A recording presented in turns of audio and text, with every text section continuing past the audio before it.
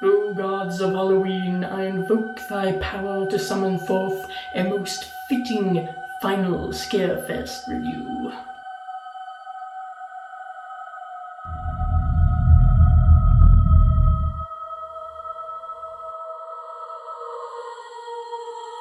Ah, shit. Hey guys, my name is Dice Rollin. Today we are completing my Scarefest reviews for the year, and this is a big one. The original Halloween. Hailed as one of the classic horror movies among fans, it was written and directed by John Carpenter. It was released on October 27th, 1978, and though it wasn't really given much attention at first, it has gained a staggering fan base. Created as a small-budget, independent film, it has been cemented in Horror Hall of Fame, and is seen as one of the quintessential films for horror fans everywhere. So without further ado, this is my review of Halloween.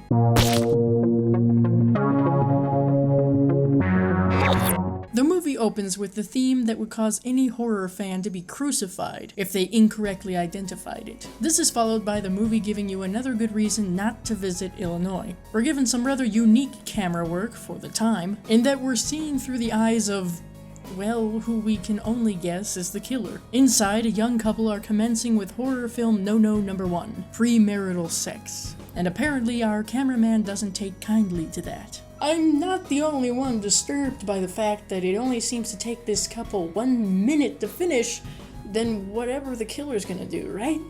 Barely 3 minutes in and we already get some boobage. Mr. Carpenter clearly knew what his future audience would like. After Judith here, played by Sandy Johnson, is stabbed to death, we learn that the killer was her younger brother, Michael. And thus begins a franchise. A very questionable franchise, but a franchise nonetheless. 15 years later, on the night before Halloween, Dr. Loomis, played by the late Donald Pleasence, and a nurse arrive at a mental institution to pick up guess who? During this dark and stormy car ride, we learn that Michael Myers is an extremely dangerous person who should not be let free. He's also a big Star Trek fan. I don't know. Unfortunately, it seems Michael has already found a way out and jacks the nurse's car. The next day, we're introduced to Laurie Strode, played by Jamie Lee Curtis, who is going to be creepily followed by Michael for the rest of the day. As school ends, Laurie, Linda, played by PJ Souls, and Annie, played by Nancy Kyes, discuss their plans. Along the way, Michael plays a little peekaboo. Having gotten nowhere in his attempts to have someone locate and capture Michael, Loomis visits the graveyard where Judith Myers is buried to confirm that Michael has indeed returned to Haddonfield. Annie picks up Laurie to head over to their babysitting gigs, and what would the 70s be without weed? Annie's father, played by Charles Cyphers, is handling a break-in where a Halloween mask, rope, and knife were taken. But this doesn't raise any alarms for the sheriff here. Then again, this is the same guy who doesn't detect a hint of marijuana when his daughter pulls up after hitting a joint. So Annie and Laurie arrive for babysitting duty without any knowledge of the masked individual who's been following them the entire time. Now I know they can't be that stoned. Brackett and Loomis meet and do some investigating at the old Myers house and find evidence that Michael has indeed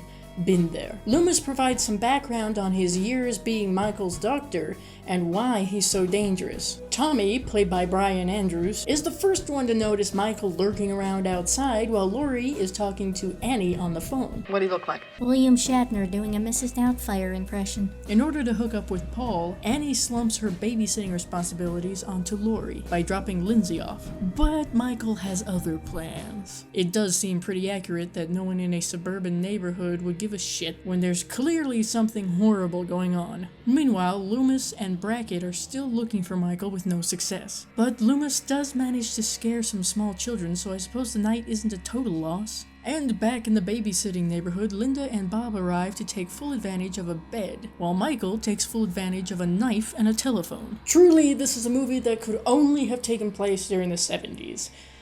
This scene totally wouldn't have worked with a cordless phone. About this time is when Laurie and Loomis begin to suspect that something is wrong. So, Laurie ventures over to the house across the street to investigate. There she finds that her suspicions are right and all her friends have been brutally murdered. And she's next. Laurie escapes the masked murderer and attempts to get the attention of the neighbors. Remember what I said before about people in a suburban neighborhood not giving a shit? Yeah. With Tommy's help, Laurie returns to the Doyle house to find that the phone is dead, and now she and the children are trapped inside with the boogeyman himself. Hiding in a closet doesn't turn out to be a fantastic idea for Laurie, but she does make excellent use of a hanger. This is where the whole make sure he's dead rule comes in though. Tommy and Lindsay are sent to get the police, which attracts Loomis's attention, and he shoots Michael 6 times. Should have shot him 7 times. And with that, the credits roll with John Carpenter's distinct Halloween theme. Now we shall take a deeper look at this beloved slasher classic. The plot of Halloween is very simplistic. A madman who escaped a mental institution is going around killing promiscuous teens on Halloween night. So why is it looked upon as one of the scariest horror movies by so many people? I'm not gonna lie, when I first watched it, I really didn't see what was so terrifying about it. But I've come to find the more I watch Halloween, the more I notice there is a scary edge to it. You can easily put yourself in Laurie's shoes, and in doing so, you put yourself in the middle of this seemingly unstoppable danger. In the creation of the movie, it has been said that it's something that's easy for audiences to empathize with. Either you've been a babysitter or you have been babysat. It's the common ground that makes the horror elements easier to sink into our subconscious fears. It's also interesting to see that even though these characters clearly aren't in the middle of nowhere, they're still isolated and alone in facing this threat. And it's a threat that seems inhuman and can't be stopped. The actors portraying each of these characters actually come across as everyday people.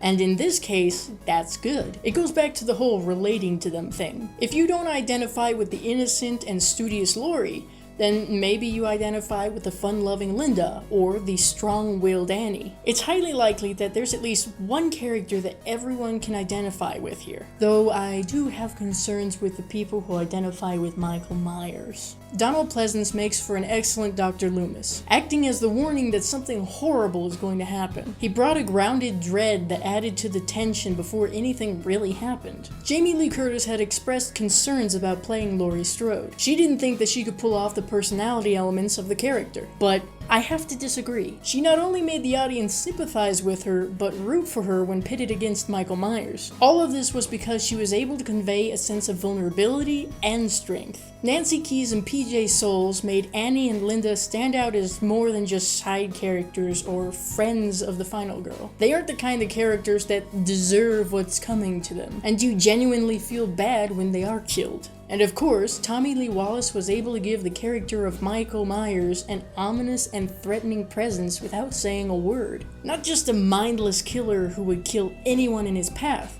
but a calculating figure. This is a film where only practical effects were used. Granted, it was a low-budget movie, but because of that, it ages pretty well. Pretty much every death is memorable, and of course, Michael's mask is iconic. I can't fault too much here. Except for Bob's death. There's no way that knife could pin him up like that. The atmosphere isn't very striking until it gets into the night scenes. This is where the lighting gives things an interesting look. Sometimes things are a little too dark, but it's a minor thing given. The soundtrack is another element of the movie that is iconic, and for good reason. Created by John Carpenter himself, you can recognize it just a few seconds in. It adds to the building tension and creepiness according to the scenes. With that being said, I'm giving Halloween 8 out of 10 bloody thumbs up. I actually raised my rating of this after doing this review. There are people who absolutely love this film, and then there are people who are more passive about it. I feel like I would fall into the passive enjoyment category. I appreciate it for what it is and what it inspired in the years after, but I wouldn't call myself the biggest Halloween fan out there. All the same, it is a good watch for Halloween, especially if you happen to be babysitting. So, I hope you enjoyed this video. If you did, give it a like to let me know. And don't forget to leave a comment down below telling me what you think of this movie. And if you have any suggestions for horror movies you would like to see me review in the future. Also, don't forget to share this video to help the channel grow and subscribe for more videos like this. See you later. I realized that what was living behind that boy's eyes was purely and simply evil.